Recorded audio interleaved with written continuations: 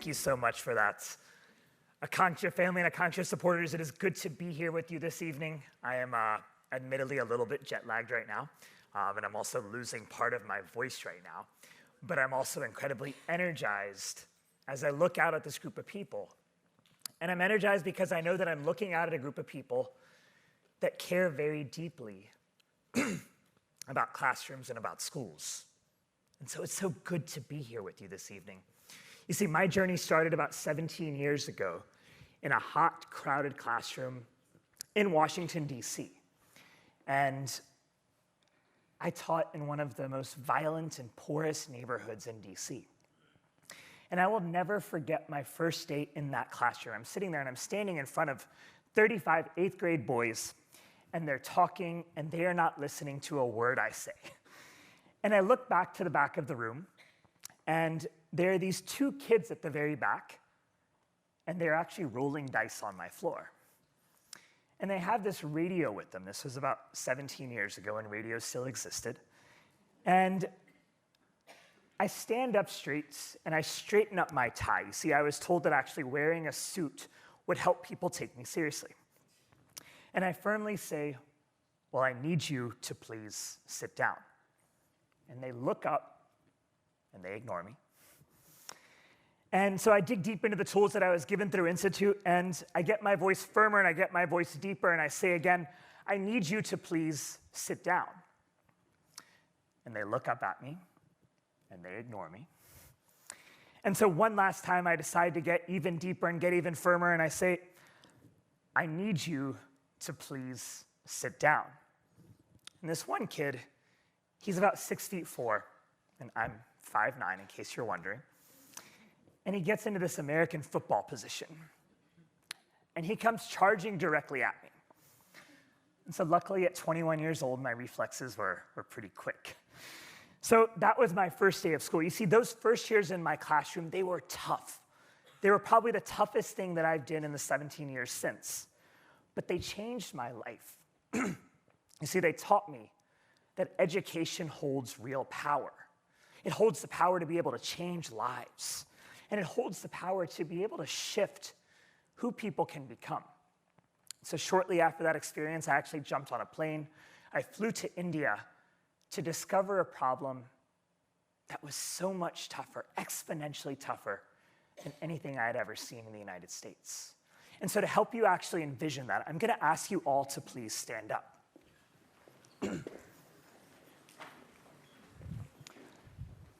And I'm going to ask you to close your eyes with me for a second.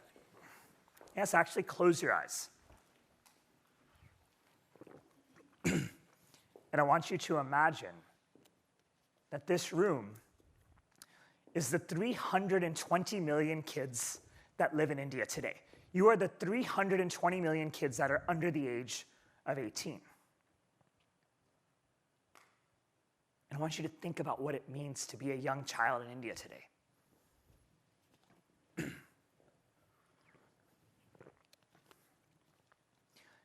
So open your eyes. And I'm going to ask the four of you to please sit down. And I'm going to ask the four of you to please sit down.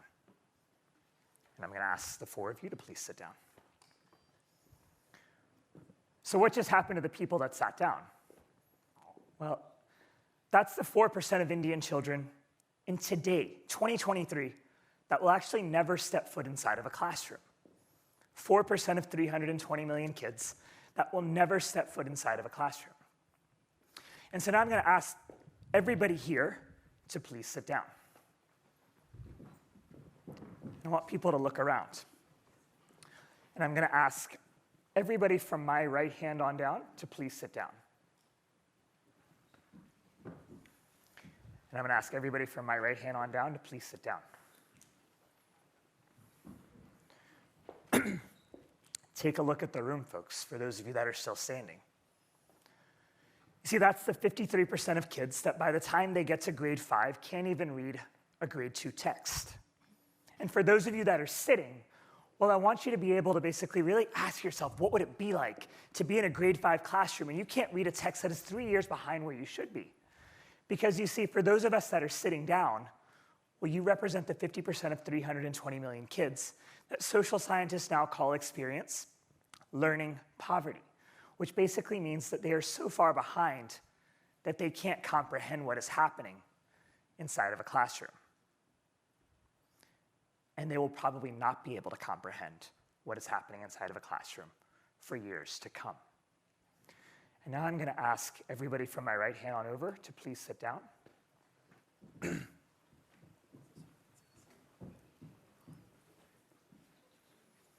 So what do you think just happened to the folks that sit down? And I want us to look at the people that are still standing. Well, folks, this is the 70% of kids in India that will drop out before they get to 10th grade. That's 70% of 320 million kids that will drop out before they get to 10th grade. I want you to think about what it's like to not get past 10th grade and think about what that means for life outcomes. And now I'm going to ask everybody from my right hand on over to please sit down. And I'm going to ask all of you to please sit down. And then I'm going to ask these first 3 rows to please sit down.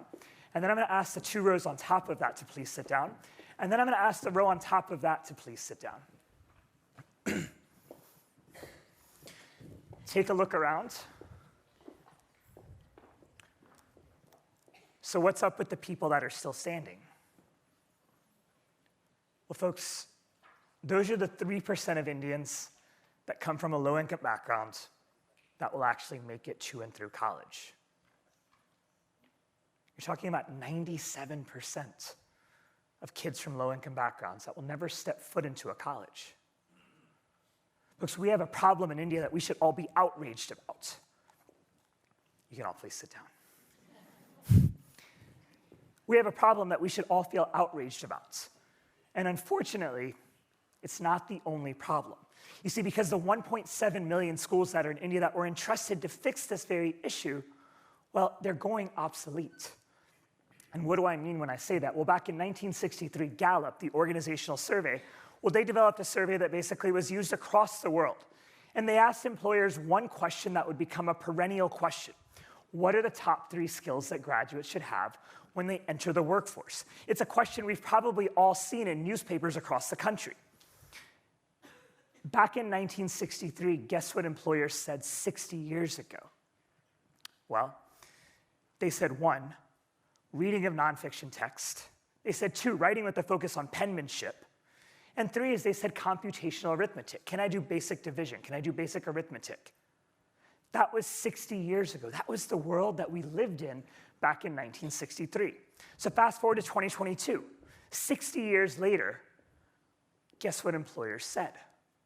Again, same exact question has been asked every single year for 60 years. Well, 60 years later, employers said complex problem solving, creativity, the ability to be able to create from scratch, to go from 0 to 1, and cognitive empathy. Because if I have cognitive empathy, well, then I can empathize with my peer. Those 2 worlds are fundamentally different. And I say this to you as somebody that has been in schools probably every single week for 15 years. India has changed. The workforce has changed. The world has changed. Unfortunately, our schools have kind of stayed the same.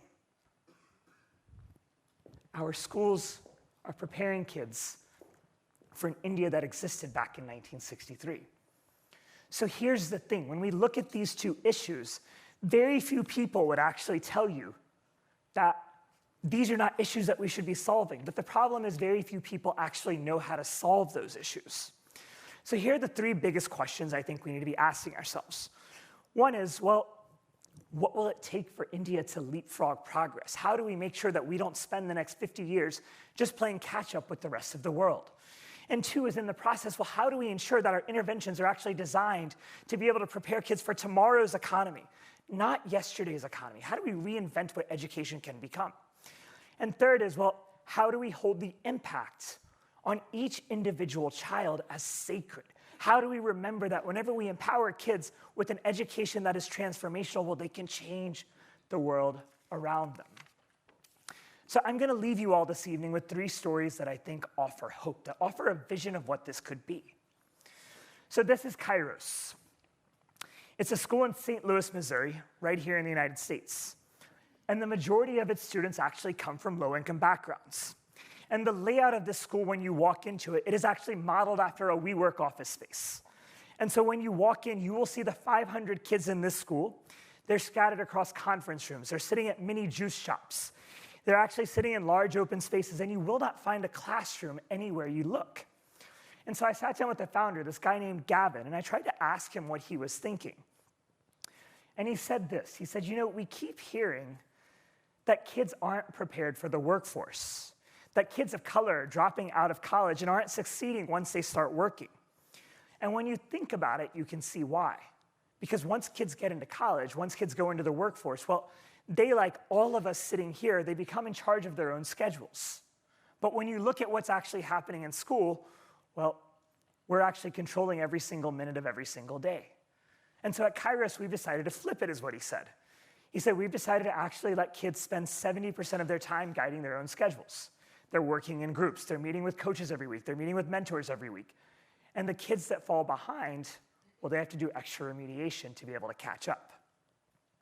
Kairos is blowing it out of the water with results. Last year, it was 2x the state average in terms of its average growth. Now let's go further east to Hong Kong. In this school right here, kids are actually spending 40% of their days shadowing professions. So kids will spend 6 weeks actually shadowing fishermen. And then the next 6 weeks after that, they'll spend shadowing stockbrokers. And then they'll spend 6 weeks shadowing doctors. And in the afternoon, they'll actually take those learnings and they'll apply them to things like mathematics and literature and the other pieces that they should be learning, but they'll do it through the lens of what they shadow during the day. Folks, these are sixth graders. And finally, I want to come back here to the US to Denver, Colorado. See, over the past 10 years, this city has focused intently on fueling new schools. And they've done so by incubating and by fueling micro school after micro school. But they also did something else. They put into place a policy to shut down low-performing schools. It was highly controversial, and it still is. But it was also heralded as being highly innovative. Well, 3 studies over the last 5 years shows that Denver has actually made more growth in the last 5 years than it has in the past 2 decades. The early results are promising. So folks, what do I think this means for India? Well, one is, I think it means we need to reinvent what school is. You see, we don't just need better schools. We need different schools. We need to be preparing schools that are actually microcosms of the world that we want to see, not of the world that existed yesterday.